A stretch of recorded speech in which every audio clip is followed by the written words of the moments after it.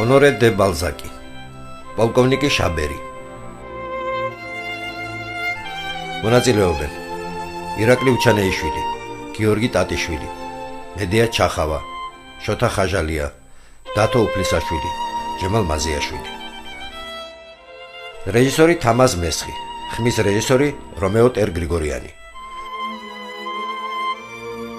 ჩაწერილია 1978 წელს.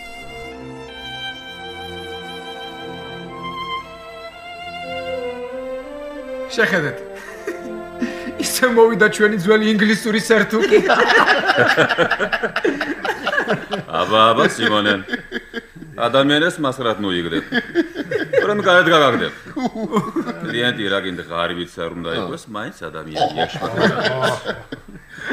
თქვენ თვითონ არ ეძახით მას ძველ სერტუკს? რა უყოთ ახლა ამ საფრთხებელას, აი რა.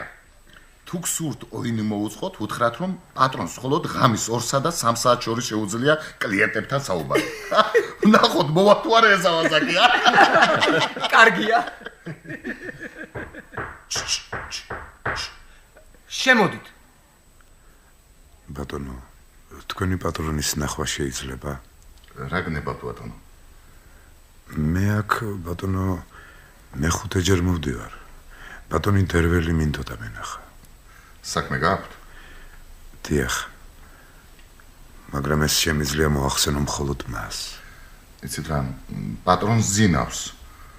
თუ გნებავთ რაიმე რჩევა გკითხოთ, ნაშუაღამეს მობრძანდით.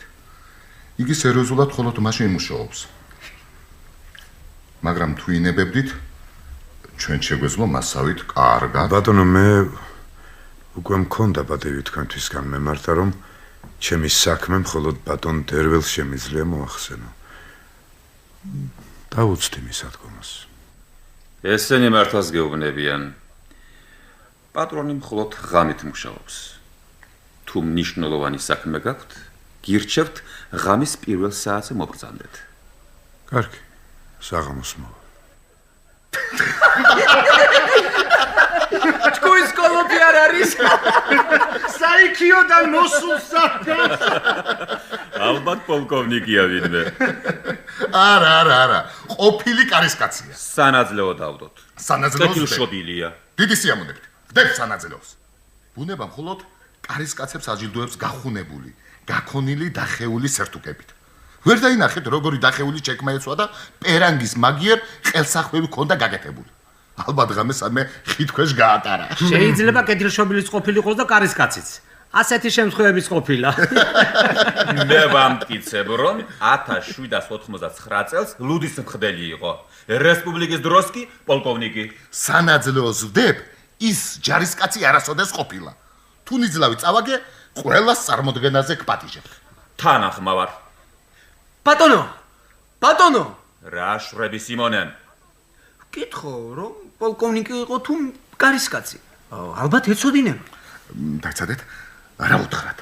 მე დამაცადეთ. რა გნებავთ ბატონო? თქვენი გვარის თქმას ხმარინებთ ბატონო, რათა პატრონმა იცოდეს. შაბერი. ევლაუში მოკლული პოლკოვნიკი ხომ არ ახართ? სწორედ ის გახლავართ ბატონო. ესეც შენ. დაგხოცა. სასაცილო მოხუცია. ბატონებო, წარმოდგენაზე მუქთად წახვალთ. რომელ თეატრში წავიდეთ? ოპერაში. მოიცადეთ. ჯერ დამტკიცებული არაა, რომ ამ ბებერმა მაიმუნმა ჩვენ მასხარად არ აგვიგდო. თუ მართალი გინდათ, პოლკოვნიკი შაბერი დიდი ხანია გარდაიცვალა. მისი ცოლი მეორედ გათხოვდა. სახელმწიფო მრჩეվել გრაფ ფეროდს გახვა. ქალბატონი ფეროდი ჩვენი ერთ-ერთი საუკეთესო კლიენტთაგანია. საქმის გარჩევა ხვალისათვის გადაიდება. ბატონებო, საქმე შეუდგეთ, არაფერს არ აკეთებთ. დაამთავრეთ თხოვნის შედგენა. მეოთხე დარბაზში სდომის დაწყებამდე უნდა გადაღწიეთ. საქმე დღეს ირჩევა. აბა, ოჩახად შეუდგეთ.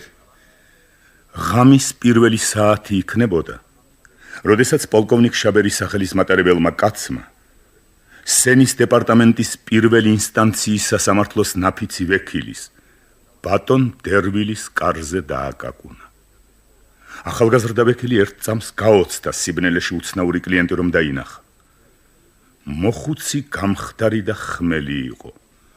გლუვი პარიკის თმით განზრახ დაფარული შუბლი მას რაღაც იდუმალ ელფერს აძლევდა. თვალები თითქოს გამჭვირვალე ლიბრით ჰქონდა დაფარული. იტყოდით ჭუჭყიანი სადაფია და მისი მოლურჯო ანარეკლი სანთლების შუქზე ფერს იცვლისო. მისი ფერმკრთალი გალურჯებული და გაბრტყელებული სახე მკვდრისას გავდა. ყელზე შავი აბრეშუმის უვარგისი ყელსახვევი შემოეხვია. მთელ ტანს ჩრდილი უფარავდა ისე რომ ფანტაზიის მქონე კაცს ამ მოხუცებულის თავი რაღაც სილუეტი ან რემბრანდტის უჩარჩო სურათი ეგონებოდა. ქუდის შუბლს უფარავდა. ქუდის ფარფლებს სახის ზედა ნაწილზე შავი ზოლი გაევლო. ფერთა ეს უცნაური განლაგება უფრო მკაფიოდ აჩენდა სახის თეთრ ნაოჭებს, ცივ ღარებს და უფერულ გამომეტყველებას. ყველაფერი ეს მოხუცის გარეგნობას ისეთ დაღვრემილ შესახედაობას აძლევდა, რომ მისი გამოხატვა ადამიანის სიტყვას არ შეუძლია. მაგრამ დაკვირვებული თვალი, განსაკუთრებით ნაფიცი ვექილისა, ამ განადგურებულ ადამიანში დაინახავდა ღრმა ტანჯვის ნიშნებს, იმ უბედურების დახს, რომელსაც მისი სახე ისე დაეზიანებინა, როგორც წვიმის წვეთების ხანგრძლივ ვარდნას მშვენიერი მარმარილოს დაზიანება შეუძლია. ნაფიცი ვექილი რომ დაინახა, უცნობს ჟრუანტელმა დაუარა. მოხუცმა სწრაფად მოიხადა ქუდი, რათა ახალგაზრდა კაცს მისალმებოდა. ტყავი, რომელიც მის ქუდს შიგნიდან ჰქონდა ჩაფენილი, ალბათ ძალიან გაქონილი იყო. შაბერის პარიკის ზედ მიკროდა.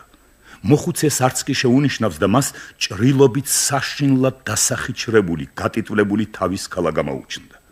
ჭრილობა კეფიდან მარჯვენა თვალამდე აღწევდა და მთელ სიგრძეზე მსხვილ ამოზნექილ ნაწიბურად ედებოდა. ვინ ბრძანდებით, ბატონო? პოლკოვნიკი შაბერი. რომელი შაბერი? ის ვინც ეილაუში მოხკლეს. ბატონო, მე ვისურვებდი მხოლოდ თქვენთვის გამენდო ჩემი მდგომარეობა. დღის განმავლობაში ჩემი დროის მიმართ სიძუნწეს არ ვიცი. ღამით კი ყოველი წუთი ჩემთვის ძვირფასია. ამიტომ ამბავი მომიყევით მოკლედ და გაუზვიადებლად. საქმეს არ გადაუხვიოთ. შეკითხვებს განმარტებისათვის თვითონ მოგცემ თუ საჭიროდ დავინახავ. დაიწყეთ. ბატონო, თქვენ შეიძლება იცით, რომ მე ეილაუში კავალერიის პოლკს მეთაურობდი. მეორად ის იმ შესანიშნავი ერისში, რომელმაც ჩვენ გამარჯვება მოგვიტანა, მეც მიმიწყვის დამსახურება. ჩემ დასაუბედროდ, ჩემი სიკვდილი ისტორიული ფაქტია. ჩვენ მოწინააღმდეგის სამი ხაზი გავარღვიეთ. მათ მაშინვე შეჰკრეს ხაზები და გვაიძულეს უკან დაგვეხია. იმ წუთში, როდესაც იმპერატორისგან ბრუნდებოდით და მოწინააღმდეგეს ვკაფავდით, მტრის კავალერიის რაზმს შევეჩეხე. მე მათკენ გავექანე. ორმა ოფიცერმა, ნამდვილმა გოლიათებმა, ერთსა და იმავე დროს მოიტანა ჩემზე იერიში. ერთმა მათგანმა თავში ისე მძლავრა დამკრა ხმალი, რომ გაუჭრელი არაფერი დამიტოვა. აბრეშუმის ჩაჩიც კი და თავის ქალა ღრმად გამიპო. ცხენიდან ჩამოვარდი. ჩვენს მოსაშველებლად მეორადი გამოეშურა. მისმა ცხენმა და მთელმა მისმა რაზმმა გადამთელა. 1500 კაცმა, არც მეტმა, არც ნაკლებმა. ჩემი სიკვდილი იმპერატორს აცნობეს. მან თქვა, როგორმე ხომ არ შეიძლება იმ ადამიანის გადარჩენა, ვინც მტერზე ასეთი ძლიერი ერიში მიიტანა. ჩემს მოსაძებნად 2 ქირურგი გამოგზავნეს. იმ წყეულმა ქირურგებმა კი თავი აღარ შეიწუხეს ჩემი მაჯის გასასინჯად და თქვეს, მკვდარი არისო. ამანაირად აქტი ჩემი სიკვდილის შესახებ შედგენილი იქნა, ალბათ სამხედრო კანონებით დადგენილი წესების შესაბამისად. თქვენ იცით თუ არა, რომ მე პოლკოვნიკ შაბერის ქრივის, გრაფ ფეროდის მეუღლის ვექილი გახლავართ? ჩემი ცოლისა, დიახ. ბატონო, მართლმსაჯულების მსახურებს ასჯერ მაინც მიმართე, მაგრამ მათ გიჟად ჩამთვალეს. და ახლა თქვენი ნახვა გადავწყვიტე. 1814 წელს შტუტგარტში შევხვდი ჩვენი პოლკის ყოფილ უნტერ-ოფიცერს. ეს იყო ერთადერთი ადამიანი, რომელმაც მოისურვა ჩემი ცნობა. მან ამიხსნა, როგორ გადავრჩი. სწორედ იმ დროს, როცა დავჭრილ ვარ, ჩემს ცხენსაც ფერდში ყუმბარა მოხვედრია. ცხენი და მხედარი ჩამკეცილ ვართ. როცა დავცემულ ვარ, ალბათ ჩემი ცხენის ტანს დაუფარებარ. ამიტომ გადავრჩენილ ვარ. არც ცხენს გაუჭვლედი ვარ, არც ყუმბარები მომხვედრია. როდესაც გონს მოვედი, საშინელი მყრალი სუნი მეცა. განძრევა მინდოდა და ვერ მინძრაოდი. მივხვდი, რომ ვიგუდებოდი. ამ ამბის შეგნებამ რაღაც არაადამიანური ძალა შემმატა. დღესაც არ მესმის, როგორ შევძელი გვამების ფენის გარღვევა, რომელიც ჩემსა და სიცოცხლეს შორის ჯებირად აღმართულიყო. როგორც კი თავის დაღწევა მოახერხე, ყვირელი დავიწყე. ყვიროდი მანამ, სანამ გონებას არ დავკარგავდი. ეს ყვირილი ერთ გერმანელ ცოლ-ქმარს გაეგონა, მათ მომნახეს და თავის ღარიბ ბინაზე გადამიყვანეს. 6 თვის განმავლობაში სიკვდილს ვებრძოდი, ვერ ვლაპარაკობდი. თუ რამეს ვიტყოდი, ეს ბოდვა იყო. ბოლოს ჩემმა მასპინძელმა ჰეილსბერგის ჰოსპიტალში მომათავსა. თქვენ წარმოიდგინეთ, ბატონო, რომ ორმოდან დედიშობილად გამოვედი. ასე რომ 6 თვის შემდეგ, როდესაც ერთ მშვენიერ დილას გავიხსენე, პოლკოვნიკი შაბერი ვარ მეთქი და გონს მოსულმა მოვითხოვე მეტი პატივისცემით მომქცეუდნენ. პალატის ყველა ამხანაგმა სიცილი დამაყარა. ჩემდა საბედნიეროდ დოსტაქარი, რომელიც მკურნალობდა, ამ ამბით დაინტერესდა. როდესაც მას ჩემი ძველი ცხოვრება დაძრულებით უამბე, ამ შესანიშნავმა ადამიანმა თავისი ქვეყნის კანონის იურიდიული წესების დაცვით ეს სასწაულებრივი ამბავი დაამოწმა. თუ როგორ ამოვძვერი მკვდრების ორმოდან ის დღე და საათი, როდესაც ჩემმა კეთილის მყოფელებმა მიპოვეს. ჭრილობების ხასიათი და ზუსტი განლაგება ამოქმებს თან დაურთეს ჩემი პიროვნების ზუსტი აღწერა. მაგრამ ჩემს ხელთ არ არის არც ეს მნიშვნელოვანი საბუთები, არც ის განცხადება, რომელიც ჰეილსბერგის ნოტარიუსს მივეცი ჩემი პიროვნების დასადგენად. აი იმ დღიდან, რაც ომის ამბებმა იმ ქალაქიდან გამდევნა, განუწყვეტლად დავეხეტებოდი როგორც მაწანწალა. თავს მათხოვრობით ვირჩენდი, გიჟად მთვლიდნენ, როდესაც ჩემს თავგადასავალს ხვებოდი.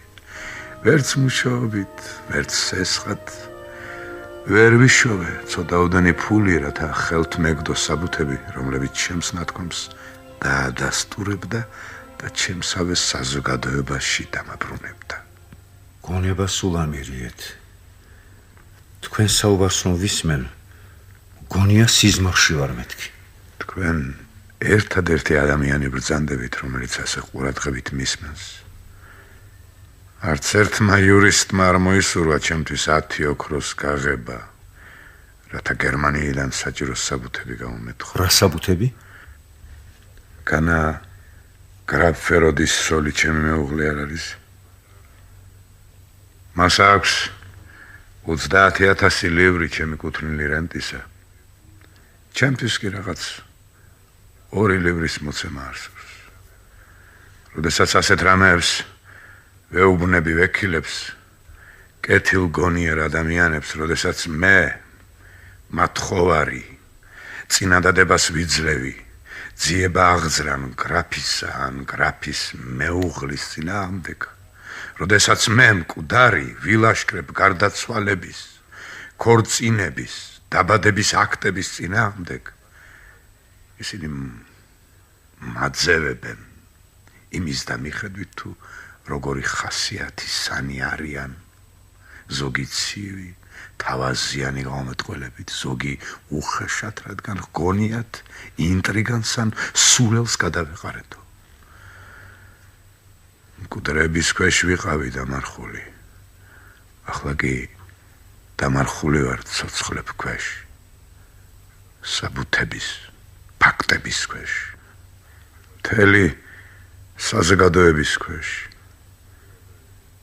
სურთ ისევ მიწაში დამაბრუნო. კეთილინებეთ და მითხარით რა მოხდა შემდეგ. კეთილინებეთ. აი პირველი თავაზიანი სიტყვა, რომელიც მესმის მას შემდეგ. მომისმინეთ ბატონო. ამ საღამოს ბანკოს თამაშში 300 ფრანკი მოვიგე. ამ თანხის ნახევარი შემიძლია კეთილ საქმეს მოვახმარო. ძიებას აღძრავ და ზომებს მივიღებ, რომ გიპოვოთ ის საბუთები, რაზედაც მელაპარაკეთ. საბუთების მიღებამდე კი ყოველდღიურად 100 სუ მოგეცემათ. თუ თქვენ პოლკოვნიკი შაბერი ბრძანდებით, სესხის სიმცირეს აპატიებთ ახალგაზრდა კაცს, რომელიც გზას ახლა იკაფავს. უღრმეს მადლობას მოგახსენებთ. თქვენ იცნობთ ჩემ ცოლს. დიახ. როგორ არის? ის ყოველთვის მომხიბლავია. მე რომ ლამაზი ყოფილიყავი, არც ერთი უბედურება თავს არ დამატყდებოდა. ქალები იმ ადამიანებს უჯერებენ, რომლებიც თავიანთ ფრაზებს სიტყვა სიყვარული თავსებენ. მაშინ ისინი დარბიან, ფუსფუსებენ, თავს არ ზოგავენ, ინტრიგანობენ, ფაქტებს ადასტურებენ, ეშმაკსაც გაუამხანაგდებიან იმის გულისთვის, ვინც უყვართ. როგორ შემეძლო ქალის ყურადღება მიმებყრო. მიცვალებული სახე მქონდა. სანკიოლოდივით ვიყავი ჩაცმული. უფრო ესკიმოს ვგავდი ვიდრე ფრანკს.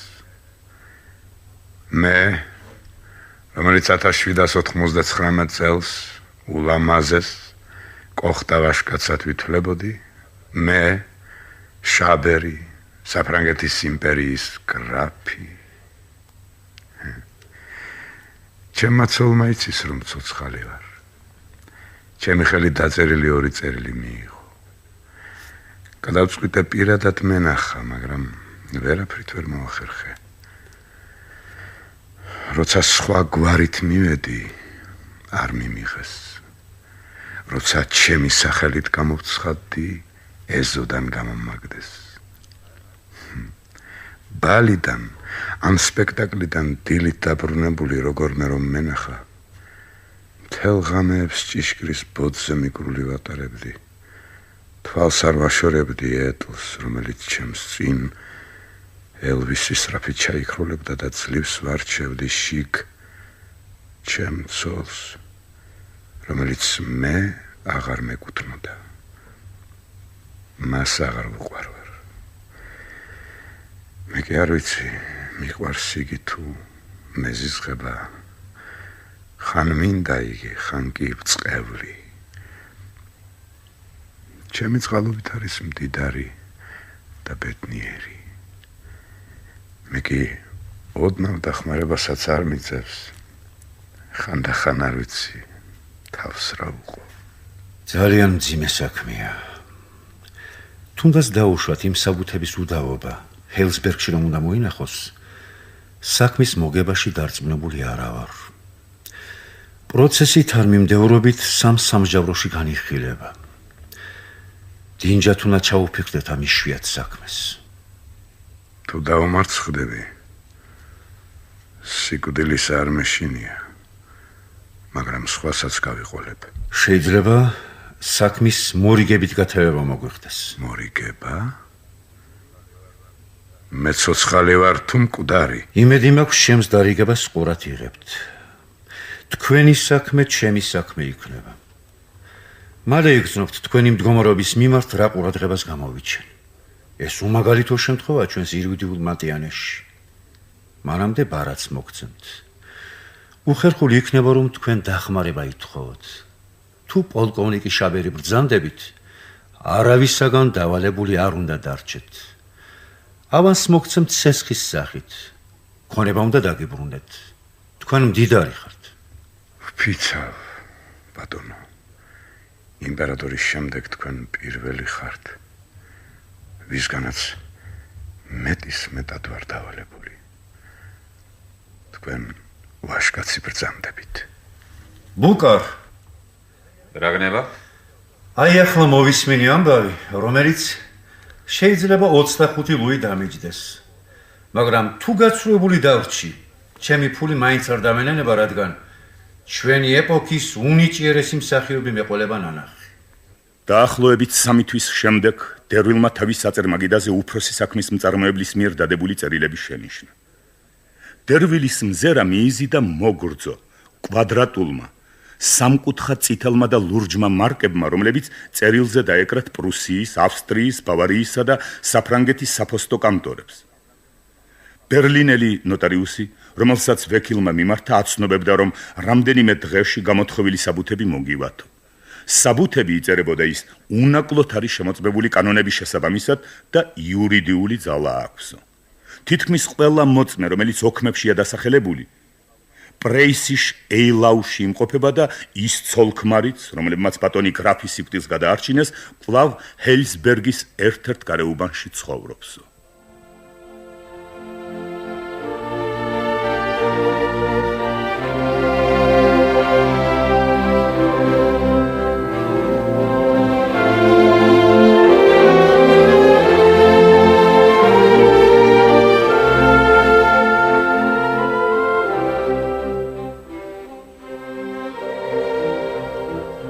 რატომ არ მომწერეთ? მე თვითონ ჩამოვიდოდი.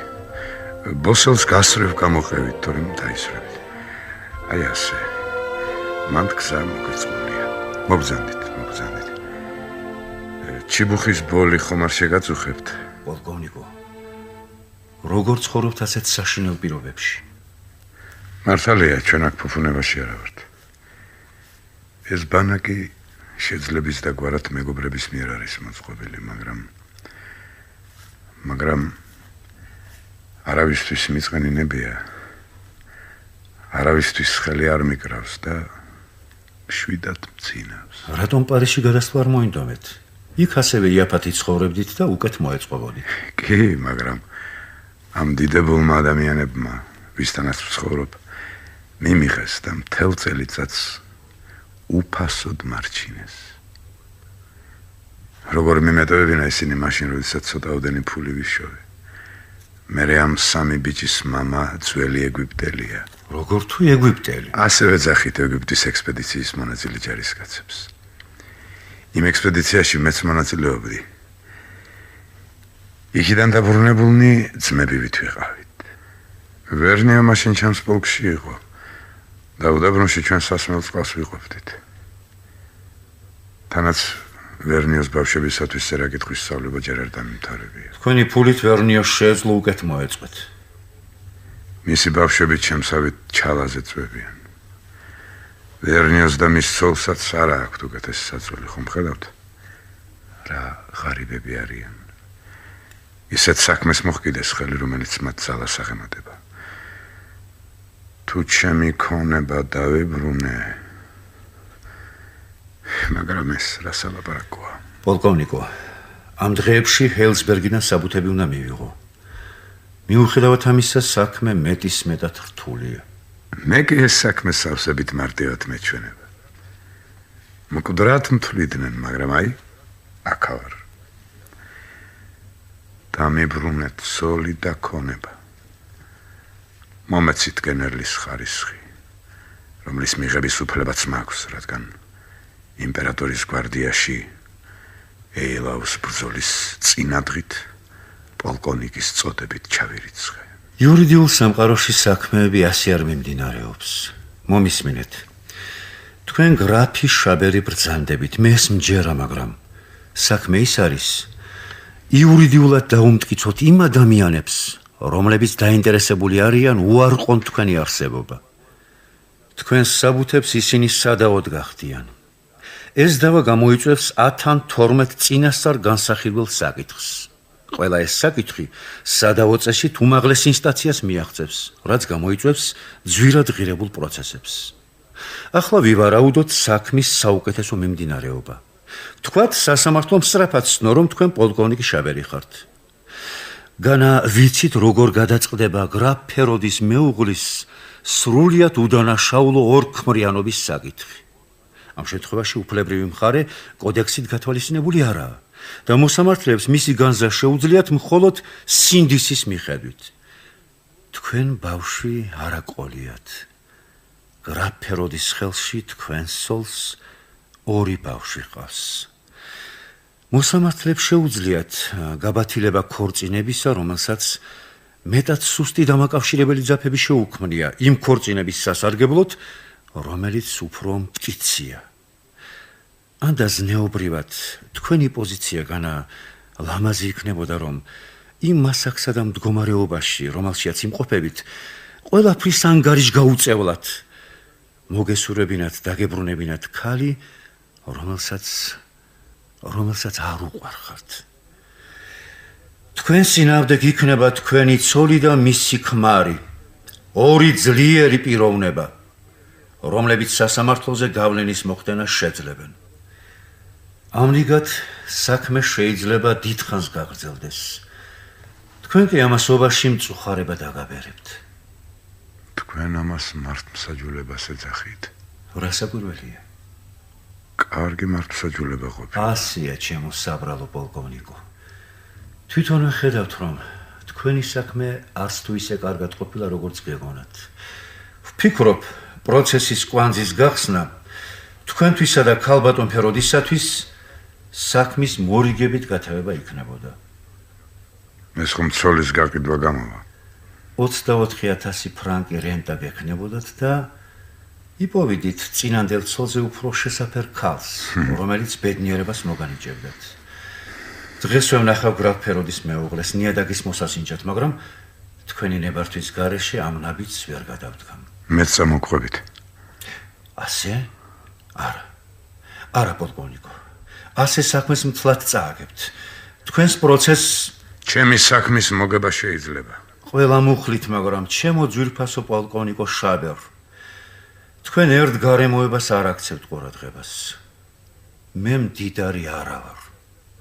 ჩემი საქმე სასწრებით ვერ უზრუნველყოფს. თუ სასამართლო მოგიჟით წინასწარ თანხას თქვენი ქონების ანგარიში, ეს შეიძლება მოხდეს მას შემდეგ, როდესაც თქვენ გრაფ შაბერად საპატიო ლეგიონის ორდენის კავალერად გწნობენ. უყურეთ, მე ვარ საპატიო ლეგიონის კავალერი.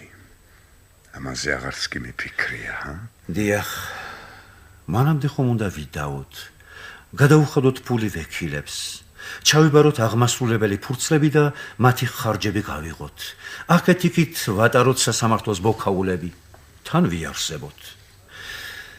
ხარჯები მოსამზადებელ ინსტანციებში ჩემის ვარაუდით 12-დან 15,000 ფრანკამდე მიაღწევს. მე კი ასეთი თანხა არ მაბადია. გამანადგურა დიდმა პროცენტებმა, რასაც იმ ადამიანს უხდი, ვინც ჩემი თანამდებობის შესაძენად ფული მას ესხა. თქვენ სადიშოვით ამ თანხას? წავალ ვანდომის მოედნის სვეტის ზირში და იქ დავიძახებ. მე ვარ პოლკოვნიკი შაბერი, რომელმაც ელაუში მტრის დიდი ჯარი გაარღვია. სვეტის ბრინჯაო მიცნობს. ხო და ალბათ საგიჟეთში ჩაქსვამენ. არც სამხედრო სამინისტრო მიშველის? სამხედრო სამინისტრო. ისინი მხოლოდ იმპერიის ადამიანების მოსპობაზე ოცნებობენ. მაშ გამოსავალი არ ყოფილა. გამაგრდით. ეს საქმე მხოლოდ თქვენ და სასარგებლოდ შეიძლება გადაწყდეს, მაგრამ აწონ-დაწონეთ. შეგიძლიათ თუ არა სავსებით მენდოთ და ბრმად მიიღოთ შედეგი, რომელსაც თქვენთვის საუკეთესოდ ჩავთვლი. იმოქმედეთ, როგორც გენებოთ. კი, მაგრამ სასიკვდილოდ განწირული ადამიანივით მაბარებთ თქვენს თავს. მდგომარეობასა და სახელს ხომ არ დავკარგავ. განა ესა სატანია. მე ასე არ მესმის. ჩვენ მორიგებით მივახცევთ სასამართლოს დადგენილებას, რომელიც თქვენს სიკვდილსა და ქორწინებაზე არსებულ აქტებს გააბათილებს და უფლებას აღიდგენთ. გრაფ ფეროდის გავლენით თქვენ შეტანილი იქნებით არმიის სიაში გენერალის წოდებით და ალბათ პენსიას დაგინიშნავენ. კარგით. სავსებით გენდობით. მინდობილობას გამოგიგზავნით ხელმოსაწერად. ნახვამდის. ყოჩაღად იყავით. თუ ფული დაგჭირდეთ, ჩემი იმედი იქონიეთ. შაბერმა დერვილს ხელი მაგრად ჩამოართვა. მოხუცის ზურგით მიეყრდნო კედელს. ძალა აღარ ჰქონდა. სტუმარი გაეცილებინა და მხოლოდ თვალი გააყოლა. ამ საუბრის დროს ალაყაფის კარის ბოცთან რამდენჯერმე გამოჩნდა მოდარაჯებული კაცი, რომელიც დერვილს უთვალთვალებდა. როდესაც დერვილი გავიდა, იგი გვერდში ამოუდგა. მომიტევეთ, რომ თავს ნებას ვაძლევ დაგელაპარაკოთ. მაგრამ როგორც კი დაგინახეთ, მაშინვე მივხვდი, რომ ჩვენი გენერლის მეგობარი ბრძანდებით. ხო, რა გაინტერესებთ? თქვენ ვერ ბრძანდებით? მე ლუი ვერნიო გახლავართ, ჩემო ბატონო. მინდა ორიოდე სიტყვა მოგახსენო. მას ეს თქვენ ახართ? გრაფი შაბერი ასე კარგად რომ დააბინავეთ. უკაცრავად მომიტევეთ, ბატონო, მაგრამ მას ყველაზე უკეთესი ოთახი აქვს. მე ჩემსას მივცემდი კიდევ ერთიც რომ მქონოდა. თვითონ კი საჯინიბოში დავწვებოდი. მრავალტანჯული ადამიანი, რომელიც ჩემს ბიჭუნებს წერა-კითხვას ასწავლის, გენერალი, ეგვიპტელი, პირველი ლეიტენანტი, რომლის ხელქვეითად მსახურობდი. იგი საუკეთესოდ არის დაბინავებული, ბატონო. ვუნაწილებთ, რაც კი გვაბადია. სამწუხაროდ ბევრი არაფერი გვაქვს. პური, რძე და კვერცხი. რა ვქნათ? როგორც გიჭირდეს, ისე გილხინდეს. კეთილი გულით ვექცევით. მაგრამ მან გვაწყენინა. გაწყენინათ? დიახ, ბატონო, გვაწყენინა და მერე როგორ? როგორც ხედავთ, ისეთ საქმეს მოვეკიდე, რომ ხელმოკლეობის გამო თავი ვერ გავარდი. მიხვდა, შეწუხდა. ცხენის მოვლა დაიწყო. მე მას ვუთხარი, ჩემო გენერალო, ეს როგორ იქნება მეთქი? მიპასუხა მან, არ მინდა დოყლაპიასავით ვეგდო, ისედაც დიდი ხანია შინაურ კურდღელს ზურგსა ვფხანო. მე თამასუკი მივეცი, ჩემი ბოსლის გირაოდ ვინმე გრანდოს. ბატონო, მას იცნო? ჩემო კარგო, დრო არ მაქვს. მითხარით პოლკოვნიკმა რა გაწყენინათ? მან გვაწყენინა ჭეშმარიტად ისე, როგორც მე ლუი ვერნიოს მეძახიან. ჩემმა ცოლმა იტირა. პოლკოვნიკმა გაიგო, რომ ნასესხები ფულიდან ერთი სუც აღარ დაგვრჩა. ბებერმა ჯარისკაცმა დააგროვა ფული, რასაც თქვენ აძლევდით და თამასუკი გამოისყიდა. თვითონ კი თამბაქოც არ ჰქონდა და იტმენდა. ჩვენ დატანჯულები ვართ, ბატონო.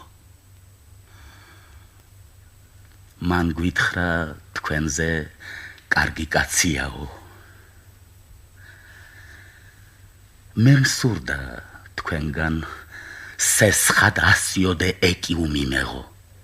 ჩვენი დაწესებულების საწინდრით, რომ გენერლისათვის ტანისამოსი შეგვეკერინებინა და ოთახი მოგვეწყო. შენ მიიღებ ასეკიუს.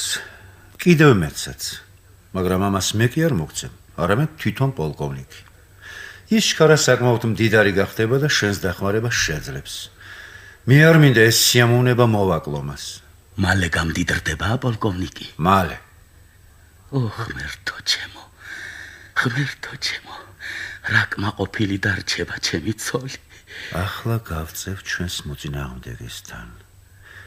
ჩვენს კარტებს ნუ დავანახვებთ. მისი კარტების დანახვას ვეცადოთ და თამაში ერთი დაკვირით მოვიგოთ. უნდა შევაშინო. რაც უნდა იყოს მაინც ქალია. ქალებს ყველაზე უფრო რისი ეშინიათ. მაგრამ ქალებს მხოლოდ ერთის ეშინიათ. რა ბრძანეთ? არაფერი, ისე ჩემთვის ფიქრობდი. მაშასე სულ მალე პოლკოვნიკი მდიდარი იქნება. გრაფი ფეროდი იყო შვილი პარიზის პარლამენტის მრჩეველისა, რომელმაც ტერორის დროს საზღვარგარეთ გაქცევით უშველა თავს, მაგრამ ქონება კი დაკარგა. კონსულობის დროს შვილი დაბრუნდა და ლუი მე-18-ის ინტერესების მუდმივი ერთგული დამცველი დარჩა. ამგვარად ის ეკუთვნოდა სენ-ჟერმენის გარეუბნის იმ პარტიას, რომელიც ნაპოლეონის ცდუნებას გაუმაგრდა. ახალგაზრდა გრაფს, რომელსაც მაშინ უბრალოდ ბატონ ფეროდს ეძახდნენ, ნიჭიერი ადამიანის სახელი ჰქონდა და იმპერატორმა მისი გულის მონადირება მოინდომა. გრაფი შაბერის სიკვდილის დროს ბატონი ფეროდი 26 წლის ახალგაზრდა იყო. ქონება არ გააჩნდა, მაგრამ ბუნებას სასიამოვნო გარეგნობით დაეჯილდოებინა. ამიტომაც დიდი წარმატება ჰქონდა და სენ-ჟერმენის გარეუბნის სასახელო წევრად ითვლებოდა. გრაფი შაბერის მეუღლემ ქმრის მემკვიდრეობიდან ისეთი კარგი სარფა ნახა, რომ დაქვრივების მე-18 თვეზე დაახლოებით 40,000 ლივრი რენტა ჰქონდა. ახალგაზრდა გრაფისა და მისი დაქორწინება სან-ჟერმენის გარეუბნის წევრებს დიდ ამბად არ მიუღია. ნაპოლეონი კმაყოფილი დარჩა ამ ქორწინებით. ეს შეესაბამებოდა მის სრახვებს არისტოკრატიასთან დაახლოების შესახებ და ქალბატონ შაბერს პოლკოვნიკის მემკვიდრეობიდან ხაზინის კუთვნილი წილიც დაუბრუნა. მაგრამ ნაპოლეონს იმედი გაუცრუვდა. ქალბატონ ფეროდს ეს ახალგაზრდა უყვარდა არა მარტო როგორც სატრფო, არამედ იგი გატაცებული იყო იმ მედიდურ საზოგადოებაში შესვლის სურვილით, რომელიც თავისი დაქვეითების მიუხედავად სამეფო კარზე მაღლა იდგა. მოხდა რესტავრაცია. მეფის პირველი დაბრუნების დროს გრაფმა თავისი ქორწინების გამო სინანული იგრძნო. პოლკოვნიკ შაბერის ქვრივის შერთვამ იგი ვერავის ვერ დაუკავშირა. მერე როდესაც ცივი გონებით შეაფასა თავისი ცოლი, მისი აღზრდის ზოგიერთი ნაკლოვანება დაინახა. დარწმუნდა, რომ თავისი ზრახვების განსახორციელებლად ეს ქალი არ გამოადგებოდა. ტალეირანის ქორწინების გამო ქმრის მიერ ნათქვამმა სიტყვამ გრაფის მეუღლისათვის ნათელყო ერთი რამ. მისი ქმარი რომ ახალი დასაქორწინებელი ყოფილიყო, პოლკოვნიკი შაბერის ქვრივი ვერასოდეს გრაფი ფეროდის ცოლი ვერ გახდებოდა.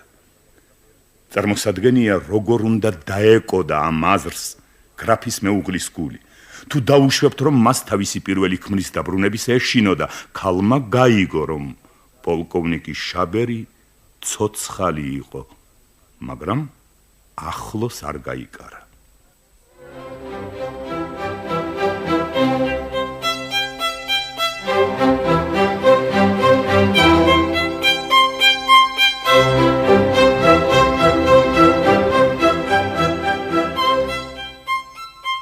არის რაღაც ძალიან უცნაური გრაფი ფეროდის მდგომარეობაში. ასეთი მდიდარია, მეფეს უყვარს.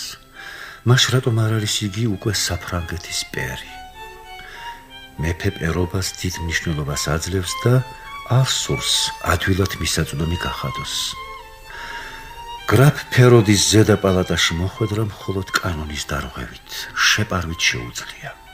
მაგრამ თუ მისი განქორწინება მოხდებოდა, მას შეეძლო, რითაც მეფეს ძალიან ასიამოვნებდა, მიეღო პერობა მემკვიდრეობად იმ მოხუცი სენატორის ქალიშვილის შერთვის წყალობით, რომელსაც ვაჟი არ ჰყავს.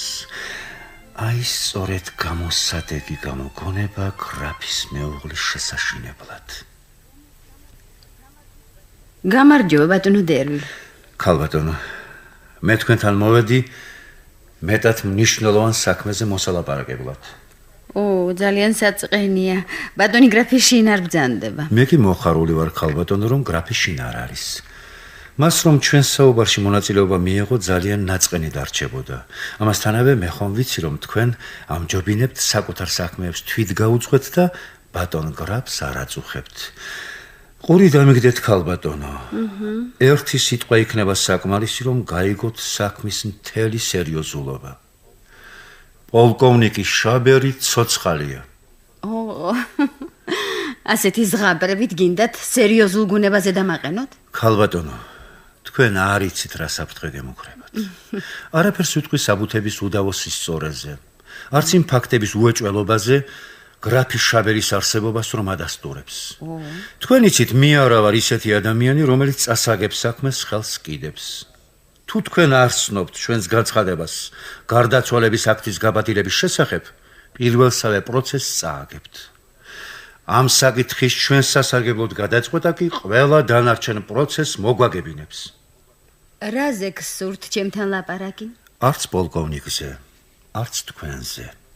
არც იმ ბარათებზე, რის შედგენასაც შეძლებენ ამ საინტერესო ფაქტებით შეერაღებული გაქნილი ვექილები.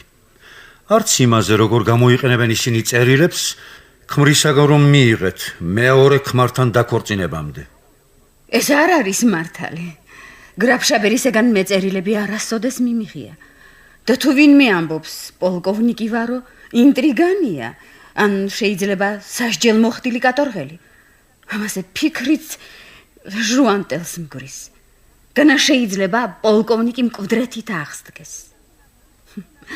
ბონაპარტმა თავისი ადიუტანტის პირით სამძიმარი გამომიცხადა და დღესაც ვიღებ 3000 ფრანკ პენსიას, რომელიც მის ქვრივს პერებისა და დეპუტატების პალატებმა დამინიშნეს. საკმაო საბუთები მქონდა ყველა ახალმოვლენილი შაბერი თავიდან მომეცილებინა. ახლოს არავის გავიკარებ, ვინც შაბერობას დაიჩემებს. საბედნიეროდ, ქალბატონო, ჩვენ მარტონი ვართ და შეგვიძლია რამდენიც გვინდა იმდენი ტყუილი ვთქვათ. პირველი წერილის გადმოცემის საბუთი არსებობს. ამ წერილში ფასიანი წერილში მაგის მსგავსი არაფერი ყოფილა. მაშა სადამე თქვენ ეს პირველი წერილი მიგიღიათ. უკვე გაებით პირველსავე მახეში, რომელიც ვექილმა დაგიგოთ და თქვენ ფიქრობთ, მართლმსაჯულებასთან ბრძოლა შეძლებთ? ვინაიდან თქვენ მოგონილი შაბერის ვექილი ბრძანდებით, კეთილინებეთ და ქალბატონო, მე ამ წუთში თქვენი ვექილიცა ვარ ისევე, როგორც პოლკოვნიკის. ნუ თუ გონიათ, რომ თქვენისთანა ძვირფას კლიენტს დავკარგავ, მაგრამ თქვენ არ მისმენთ. ბრძანეთ. თქვენ ქონება გრაფი შაბერისაგან მიიღეთ. მას კი ხელი ჰკარით. თქვენ უზარმაზარი ქონების პატრონი ბრძანდებით. ის კი სამათხოვროდ გაუშვით. ქალბატონო, ვექილები საკმაოდ მჭერმეტყველები არიან, როდესაც მდგომარეობა თავისთავად მჭერმეტყველია. აქ კი ბევრია ისეთი გარემოება, რომელიც თქვენს წინააღმდეგ საზოგადოებრივ აზრს ამხედრებს. ვთქვათ, რომ თქვენი შაბერი ცოცხალია. სასამართლო ჩემი ბავშვები სასარგებლოდ სცნობს ჩემს მეორე ქორწინებას. და ბატონ შაბერს მე 225,000 ფრანკის მიცემით მოვიშორებ. ჩვენ არ ვიცით, სასამართლო რა თვალსაზრისით მიუდგება ამ საკითხს. თუ ერთი მხრივ არიან დედა და მისი შვილები, მეორე მხრივ არის თქვენს მიერ გაუბედურებული, განადგურებული, თქვენი უარყოფით დაბერებული ადამიანი. სადღაი ის იგი ცოლს. მოსამართლეებს არ შეუძლიათ კანონს გვერდი აუარონ. პოლკოვნიკთან თქვენს დაქორწინებას აქვს თავისი პირველობის უფლება, მაგრამ თუ თქვენ საქმის გარჩევის დროს უხერხულ მდგომარეობაში ჩავარდებით, შეიძლება მოულოდნელი მოწინააღმდეგე გამოგიჩნდეთ. აი აქ არის ქალბატონო ის საფრთხე, რომელიც მსურს აგაცილოთ. ახალი მოწინააღმდეგე? რომელი? გრაფი ფეროდი. ბატონი ფეროდი ჩემი ერთგულია და თავისი ბავშვების დედის დიდი პატივისმცემელი. ამ უმნიშვნელო რამეზე არ უნდა ელაპარაკოთ ვექილებს, რომლებიც გულში დაფარული საკითხვას დაჩვეული არიან. ამ წუთში ბატონ ფეროდის განქორწინების სურვილი არ აქვს და დარწმუნებული ვარ, რომ ის გაღმერთებთ, მაგრამ მას რომ ვინმე მუთხრას, თქვენი ქორწინება შესაძლებელია არ ცნონ და თქვენი მეუღლე საზოგადოების მიერ შერცხვენილი დარჩესო. იგი მე დამიცავდა. არა, ქალბატონო. რა მოსაზრებით მიმატოვებდა? იმ მოსაზრებით, რომ საფრანგეთის პერის ერთადერთი ქალიშვილი შეერთო. რის შემდეგ მეფის ბრძანებულებით სიმამრის პერობა მას გადაეცემოდა. ამას გარდა ქალბატონო, მას სინდისის ქენჯნაც ნაკლები ექნება, თუ ცოლის დაბრუნებას მოსთხოვს არა ვიგინდარა, არამედ სახელმოხვეჭილი ადამიანი, გენერალი, გრაფი, საპატიო ლეგიონის კავალერი. კმარა. არასოდეს თქვენს გარდა სხვა ვექილი არ მეყოლება. რა ვქნა? საქმე მორიგებით გაათავეთ. კიდევ ვუყვარ ვარ? ფიქრობ, სხვანაირად არ შეიძლებოდა ყოფილიყო. თქვენს განკარგულებას დაუცდი. ივნისის ერთ მშვენიერ დილას თითქმის ზებუნებრივი შემთხვევით გაცილებული ცოლი და ქმარი პარიზის 1-2 მოპირდაპირე წერტილებიდან გამოვიდნენ, რათა საერთო ვექილის კანცელერიაში ერთმანეთს შეხვედროდნენ. ქალბატონო, არ ვიცოდი გესიამონებოდა თუ არა პოლკოვნიკ შაბერის ნახვა. ამიტომ გაგაცალკევეთ, მაგრამ თუ მოისურვებ, მადლობას მოგახსენებთ ყურადღებისათვის. მოვამზადე ხელშეკრულება, რომლის პირობების შესახებ შეიძლება იკამათოთ თქვენ და ბატონმა შაბერმაც. მე ოთახიდან ოთახში ვივლი, ერთმანეთის მოსაზრებები რომ გაგაცნოთ. დავიწყოთ. ქვემორე ხელის მომწერნი, გენერალ-მაიორი გრაფი იასენტ შაბერი, საპატიო ლეგიონის კავალერი, ცხოვრები პარიზში, პტიბანკიეს ქუჩაზე ერთის მხრივ და ქალბატონი როზა შაპოტელი, ზემოთ ნახსენები გრაფ შაბერის მეუღლე დაბადებული. გამოდოვეთ. შესავალს თავი დავანებოთ. პირობებიდან დავიწყოთ. ქალბატონო, შესავალი მოკლედ გვიხსნის რა მდგომარეობაში ხართ ორივე მხარე. მერე პირველ მუხლში 3 მოწმისთან დასრებით თქვენ გრაფ შაბერად თქვენს პირველ ქმრად აღიარებთ იმ ადამიანს, რომელიც ამასთანავე დართულ აქტებში აღნიშნული. მეორე მუხლში გრაფი შაბერი თქვენი ბედნიერებისათვის პირობას იძლევა, თავისი უფლებები გამოიყენოს მხოლოდ ამავე აქტით გათვალისწინებულ შემთხვევებში. ამ შემთხვევებს გამოიწვევს მხოლოდ ამ საიდუმლო ხელშეკრულებების თქვენს მიერ დარღვევა. თავის მხრივ გრაფი შაბერი თანახმა თქვენთან მორიგებით ითხოვოს სასამართლოს დადგენილება, რომელიც გააბათილებს აქტს მისი სიკვდილის შესახებ და თქვენ შორის განქორწინებას დაადგეს. ეს მე სრულიად არ შემეფერება. არ მინდა პროცესი. თქვენ იცით რატომ? მესამე მუხლით თქვენ კი სრულობთ გრაფ შაბერის სახელზე დააწესოთ რენტა 24,000 ფრანკის რაოდენობით. ეს ძალიან ბევრია.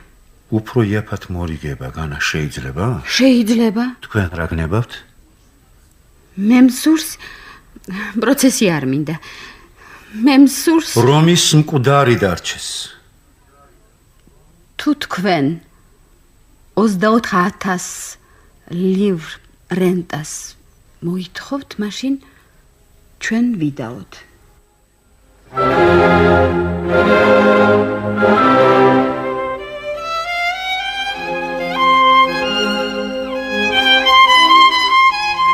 ვიდაოთ. ძალიან ძვირია რა. ჩემგან მილიონზე მეტი მიიღეთ. ჩემს უბედურებას კი სავაჭროდ ხდით. ჩვენ საერთო ქონება გვაქვს. ჩვენი ქორწინება არ დარღვეულა.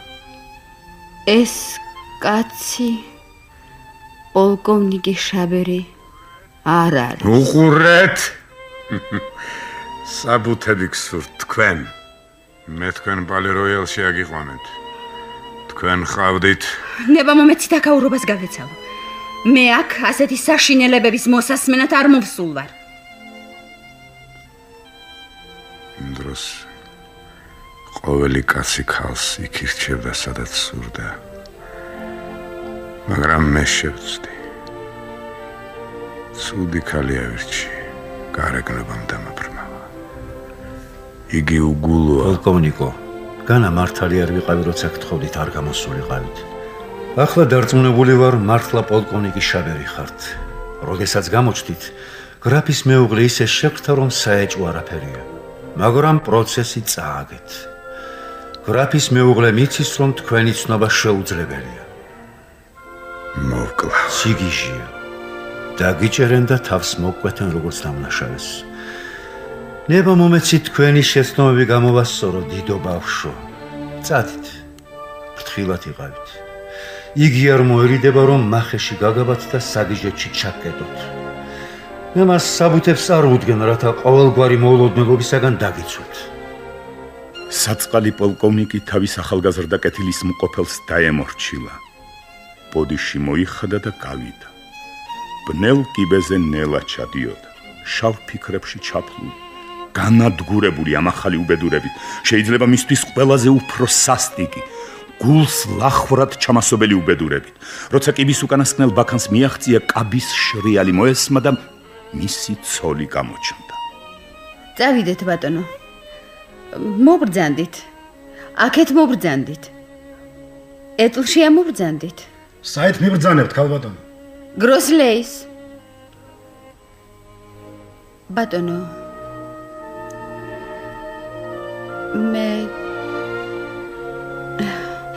მე თქვენ მაშინ ვეგიცანით. როზინა, ეს სიტყვა ერთადერთი მალამოა, რომელსაც შეუძლია მთელი ჩემი ტანჯვა დამავიწყოს. როგორ ვერ მიხვდით, რომ ჩემთვის საშინლად ძნელი იყო უცხო ადამიანის წინაშე ისეთ ყალბ მდგომარეობაში გამოჩენა, რომელშიაც ვიყავი. თუ მე უნდა გავწითლდე და ეს შინაურებთან მაინც მოხდეს. განა ჩვენს გულში ეს საიდუმლოება დამარხული არ უნდა დარჩეს. იმედი მაქვს, დანაშაულად არ ჩამითვლით ჩემს ვითომ და გულგრილობას იმ ვინმე შაბერის უბედურებათა მიმართ, რომლის არსებობა მე არ შემეძლო დამეჯერებინა.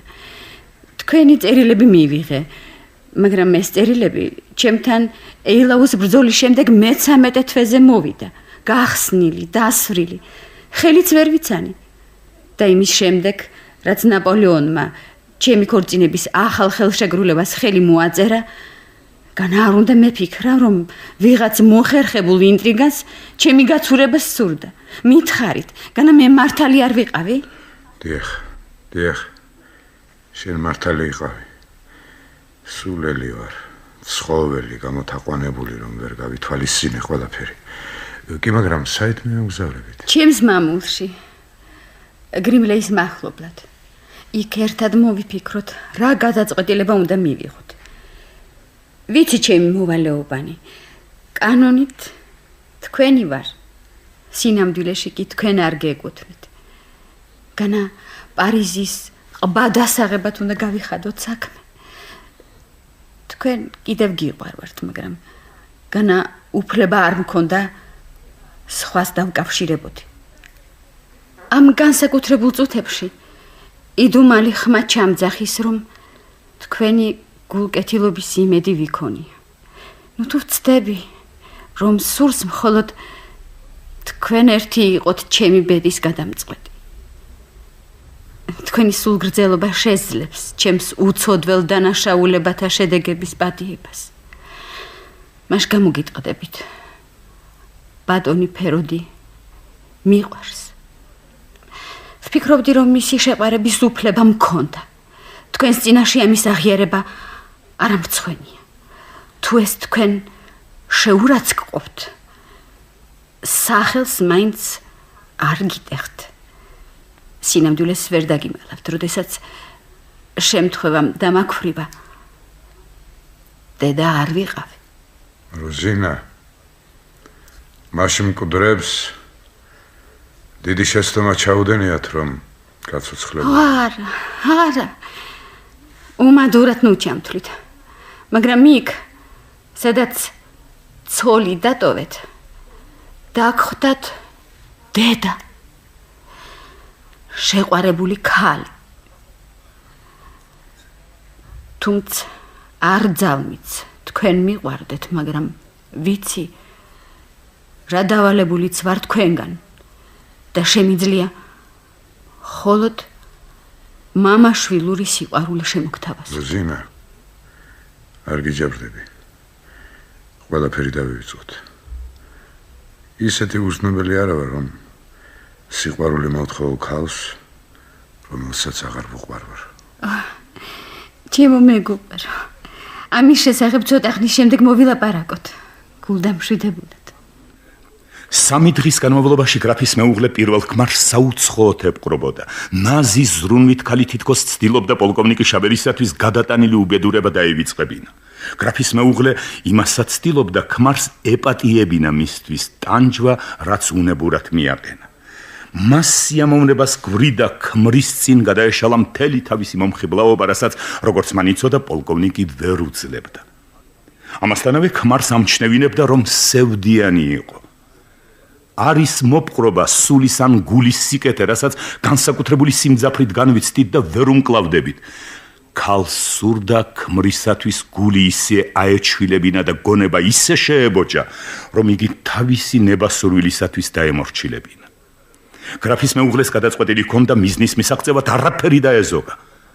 მაგრამ ჯერ არ იცოდა რა უნდა ექნა მკაცისათვის, მისი განადგურება კი მისი საზოგადოებიდან ამოგდება აუცილებლად სურდა. სიკვდილი მირჩევნია. ჩემი მდგომარეობა აუტანელია. რა დაგემართათ? არაფერი.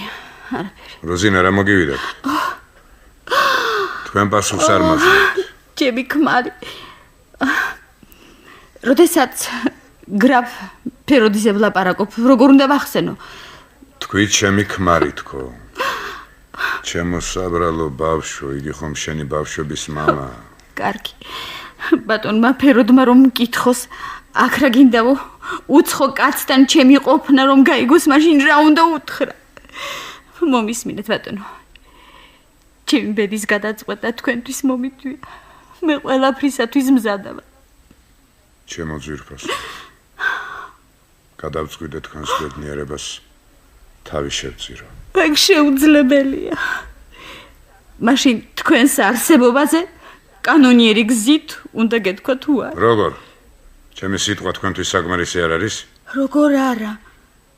მაგრამ ასეთი რამ წარმოუდგენელია. საბრალო ბავშვები. ისინი უნდა მივატოვო. სასამართლო ვის მისცემს ბავშვებს? დედის გულის გაყოფა არ შეიძლება. მე მინდა ისინი ჩემთან იყვნენ, ჩემთან. თუ გრაფს დამაშორებენ, ბავშვები მაინც დამიტოვოთ. მაშინ ყველაფერს დავემორჩილებ. დიახ. მე მიწის ქვეშ უნდა დავბრუნდე. ეს უკვე უთხარი ჩემს და. ასეთ მსხვერპლს როგორ მივიღე? არა, ეგ შეუძლებელია.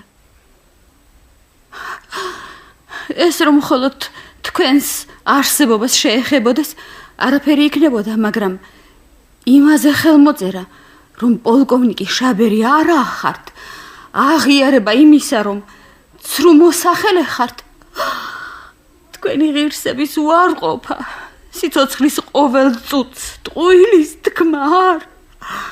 ადამიანის თავგანწირვა ამ ზომამდე ვერ მივა. ჩემი საწყალი ბავშვები რომ არ ამყავდეს, მე თქვენთან ერთად ქვეყნის კიდემდე გავიქცეოდი. ქალი ცრემლად დაიღვარა. გრაფ ფეროდის მეუღლესა და პოლკოვნიკ შაბერს შორის ბრძოლა გაიმართა, რომელი გამოიჩენდა მეტ კეთილშობილებას. ამ ბრძოლაში მხედარი დარჩა გამარჯვებული. ერთ საღამოს, როდესაც ბავშვებს შორის მათი დედა დაინახა, მხედარი მოიხიბლა ამ ამაღელობებელი ოჯახური სურათით, სოფლად, ჩრდილსა და სიწყნარეში. გადაწყვიტა მკვდრად დარჩენილიყო. კანონიერი გაფორმების არ შეშინებია, იკითხა, როგორ უნდა მოიქცე, რომ ამ ოჯახის ბედნიერება სამუდამოდ უზრუნველყო. მეორე დღეს პოლკოვნიკი ქალბატონ ფეროდის მოურავ დელბეკთან ერთად სენლიე ტავერნს გაემგზავნა, სადაც დელბეკმა ნოტარიუსს შეადგენინა აქტი ისეთი აღმაშფოთებელი გამოთქმებით, რომ მისი წაკითხვისთანავე პოლკოვნიკმა კანცელარია უეცრად მიატოვა. მოხუცი ერთი მეორის საწინააღმდეგო განცდებმა გაიტაცა. კვლავ უნდობელი გახდა, ხან აღშფოთდებოდა, ხან დაწყნარდებოდა.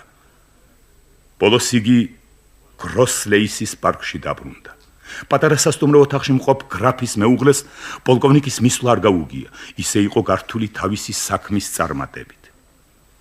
როგორ არის საქმე ბატონო დელვეკ? მოაწერა ხელი?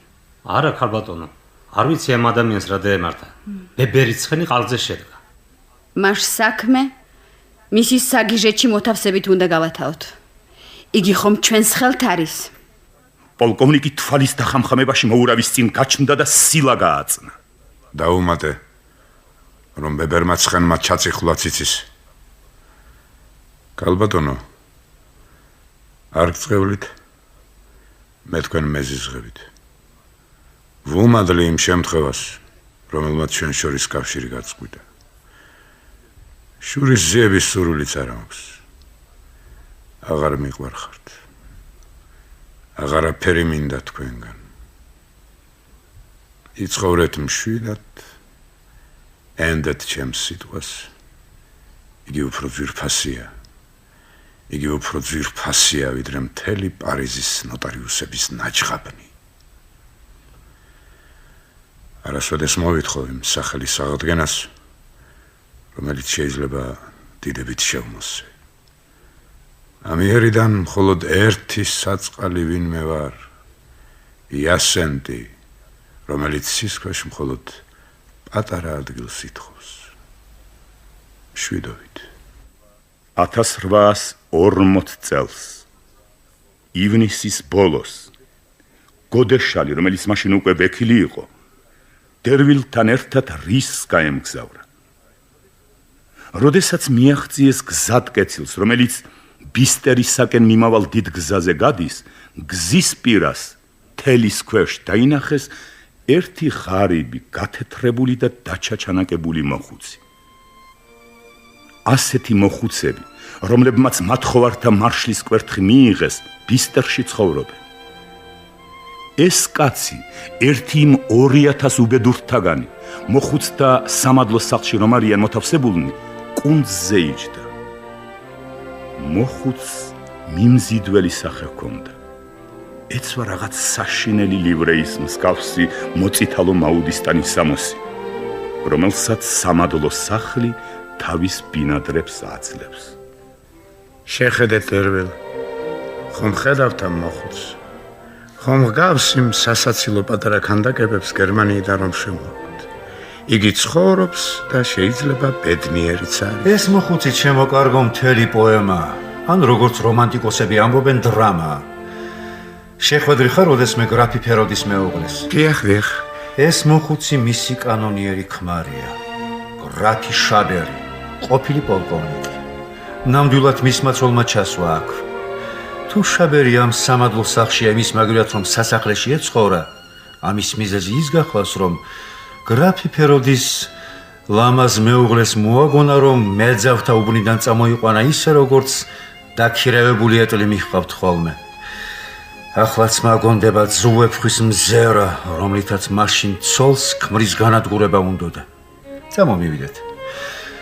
გამარჯობა პოლკოვნიკო შაბერ. მე შაბერი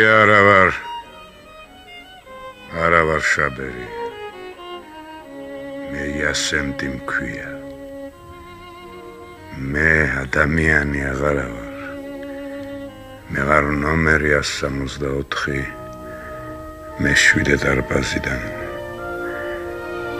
თქვენ გინდათ სიკვდილმისჯილი ნახულოთ. იგი უცოლოა, თავს ბედნიერად გრძნობს. საწყალი კაცი. ყოჩაღ ბიჭებო, ცეცხლი ორი ქვემეხიდან. გაუმარჯოს ნაპოლეონს. ბავშვით იქცევა. ალბათ საშინელი ჭრილობის შედეგია. რა არის ადამიანის ბედი? ბავშვობა მიგდებულ ბავშვთა სახლში გაატარო. სული მოხუცთა თავშესაფარში დალიო. დანარჩენ დროს კი ევროპისა და ეგვიპტის დაპყრობაში ეხმარებოდა ნაპოლეონს. იცით თუ არა ძვირფასო, ჩვენ საზოგადოებაში სამი პროფესიის წარმომადგენლებს, მღვდლებს, ექიმებს და მართლმსაჯულების მუშაკებს არ შეუძლიათ არსებულ წესწყობილების პატივისცემა. მათ შავი ტანისამოსი აცვიათ, ალბათ იმიტომ, რომ ყველა სათნოებასა და ილუზიას გლოვობენ. ამ სამში ყველაზე უბედური ვექილია. ჩვენ, ვექილები, ხვდებით ცხოვრების უარყოფით მხარეებს. ამას არაფერი არ ასწორებს. ჩვენი კანცელარიები ჭუჭყიანი წყლის მილებია, რომლების გაწმენდა შეუძლებელია. ჩემი მოვალეობის შესრულების დროს რამდენი რამ გამიგია. მე მინახავს მომაკვდავი ჯიბეცარიელი, ორი ქალიშვილის მიერ მიტოვებული ოჯახის მამა. მინახავს როგორ სწავენ ანდერძებს, როგორ ზარცავენ დედები თავიანთ შვილებს, როგორ ქულდავენ ქმრები ცოლებს, როგორ ხოცავენ ცოლები ქმრებს, როგორ იყენებენ მათ სიყვარულს, რათა ისინი გიჟებად გამოაცხადონ და შემდეგ საყვარელთან მშვიდად იცხოვრონ. ვერ გეტყვით ყველაფერს, რაც მინახავს, რადგან მე მინახავს ბოროტმოქმედებანი, რის მიმართაც მართლმსაჯულება უძულურია. ყველა ის საშინელება, რომანისტები რომ სწავენ, სინამდვილესთან შედარებით არაფერია. თქვენს მოგიწევთ ამდაგვარი სურათების ხილვა. მე კი გადავწყვიტე მეუღლესთან ერთად სოფლად ვიცხოვრო. პარიზის ზისხს ამგვრის.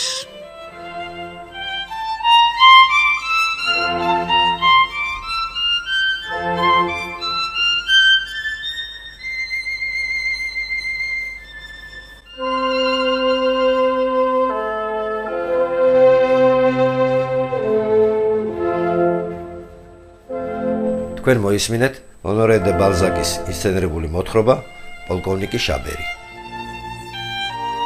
მონაწილეობდნენ ირაკლი უჩანეიშვილი, გიორგი ტატიშვილი, მედია ჩახავა, შოთა ხაჟალია, დათო უფლისაშვილი, ჯემალ მაზიაშვილი. რეჟისორი თამაზ მესხი. ხმის რეჟისორი რომეო ტერ გრიგორიანი. ჩაწერილია 1978 წელს.